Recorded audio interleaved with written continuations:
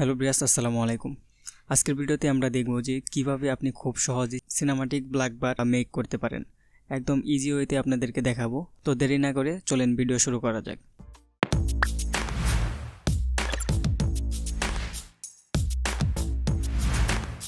ওকে, cinematic black বার তৈরি করার জন্য আমি প্রথমে প্রিমিয়াম প্রোটা ওপেন করে নিয়েছি। ওপেন করে নেওয়ার পর আপনারা নতুন একটা সিকোয়েন্স নিয়ে নেবেন। আমি এখান থেকে নতুন একটা সিকোয়েন্স নিয়ে নিয়েছি। আপনারা সিকোয়েন্স এভাবে নিয়ে নিতে পারেন এবং আপনাদের ফ্রেম রেট যেটা দিতে চান সেটা দিয়ে দিতে পারেন। আমি এইখানে ফ্রেম রেটটা দিচ্ছি হলো 1920x1080, এটা দিয়ে দিচ্ছি রেজুলেশন। তো আপনারা মন মতো দিয়ে নিতে পারেন। তো আমার একটি সিকোয়েন্স নেওয়া হয়ে গেছে। তো সিকোয়েন্স নেওয়া হয়ে গেলে আপনারা জাস্ট আপনাদের ফাইলটি এখানে ইনপুট করবেন। তো আমি আমার ফাইলটি ইনপুট করে দিচ্ছি।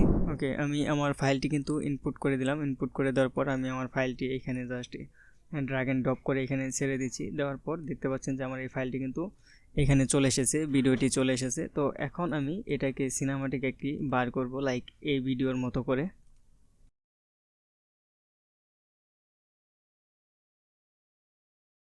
দেখেন, এরপরে আবার আপনি প্রজেক্ট প্যানেলে চলে যাবেন। প্রজেক্ট প্যানেলে যাওয়ার পর আপনারা মাউসের লেফট বাটন ক্লিক করে আপনারা নিউ আইটেম এখানে চলে যাবেন। এইখানে যাওয়ার পর আপনারা এইখানে 4th নম্বরে দেখতে পাচ্ছেন যে অ্যাডজাস্টমেন্ট লেয়ার, এইখানে ক্লিক করে দেবেন। এখানে ক্লিক করে দেওয়ার পর আপনাদের একটা অ্যাডজাস্টমেন্ট একটা লেয়ার নিতে হবে। তো আমি এখানে একটা অ্যাডজাস্টমেন্ট লেয়ার নিয়ে নিচ্ছি। নিয়ে নেওয়ার পর আমি এটাকে জাস্ট ড্র্যাগ অ্যান্ড ড্রপ করে এখানে এনে ছেড়ে দিচ্ছি।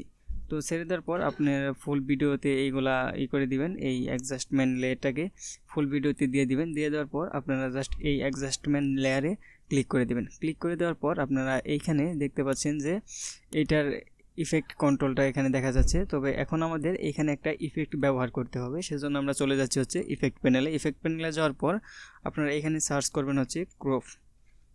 তো ক্রপ লেকে সার্চ করার পর আপনারা এই ইফেক্টটাকে ড্র্যাগ অ্যান্ড ড্রপ করে আপনারা এইখানে এই অ্যাডজাস্টমেন্ট লেয়ারের উপরে ছেড়ে দেবেন। ছেড়ে দেওয়ার পরে যদি আপনারা ইফেক্ট প্যানেলে চলে যান, আমি যদি ইফেক্ট প্যানেলে যাই, দেখতে পাচ্ছেন স্ক্রল করে নিচে গেলে আপনি এইখানে এই যে ক্রপ যে ইফেক্ট আমরা ব্যবহার করেছি সেটার কিন্তু ইন্টারফেসটা এখানে দেখা যাচ্ছে।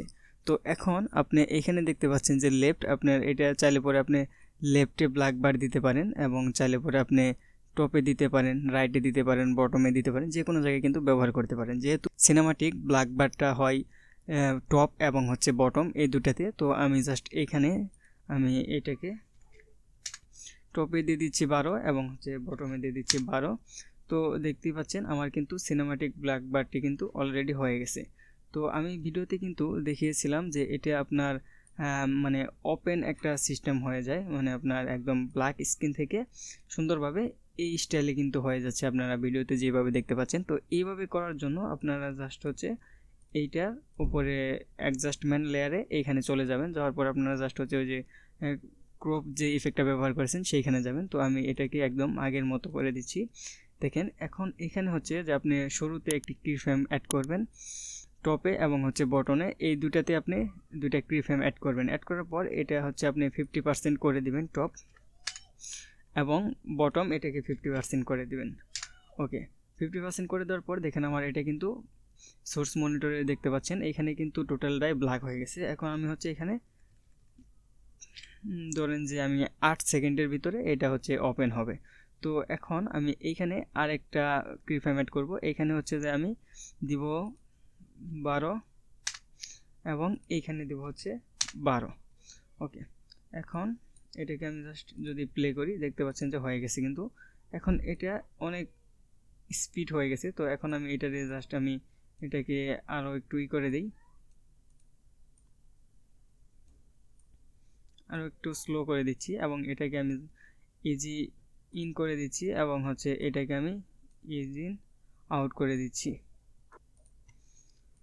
ওকে, এইখানে দেখতে পেলেন যে সুন্দরভাবে কিন্তু হয়ে গেছে আমার এই সিনেমাটিক ব্ল্যাক বারটা। তো এখন অনেক সময় দেখা যায় যে উপর থেকে জাস্ট নিচে আসে, তো আপনারা ওইটাও কিন্তু ইজিলি আপনার এই কিফ্রেম অ্যাড করে কিন্তু খুব সহজেই করতে পারেন।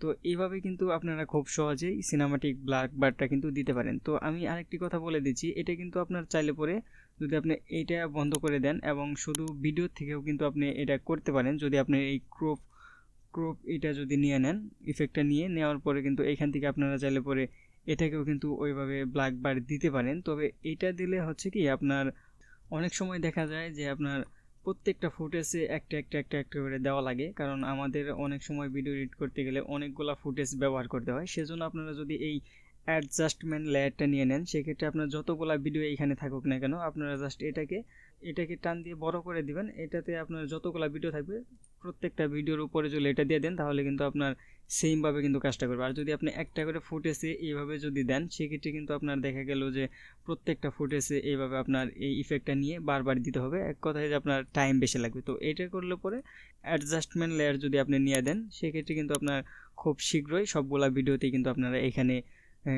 মানে এক ক্লিকে কিন্তু দিয়ে দিতে পারবেন, এবং আপনাকে প্রত্যেকটা ভিডিওতে বা প্রত্যেকটা ইয়েতে মানে ক্লিপে আপনাকে এইভাবে ম্যানুয়ালি করে দিতে হবে না। আই হোপ যতটুকু আলোচনা করলাম অবশ্যই বুঝতে পেরেছেন। যদি বুঝতে না পারেন তাহলে অবশ্যই কমেন্টে জানাবেন, তাহলে আমি নেক্সট ভিডিওতে এর আরও টিউটোরিয়াল দেওয়ার চেষ্টা করব। তো এই ছিল আজকের ভিডিওটি ভালো লাগলে অবশ্যই চ্যানেলটি সাবস্ক্রাইব করবেন এবং ভিডিওতে একটি লাইক দিবেন এবং আপনার মূল্যবান মতামতটি জানাবেন। দেখা হবে পরবর্তী এরকম আরও ইন্টারেস্টিং কোনো ভিডিও নিয়ে। ততক্ষণ সবাই সুস্থ থাকেন, ভালো থাকেন। আসসালামু আলাইকুম।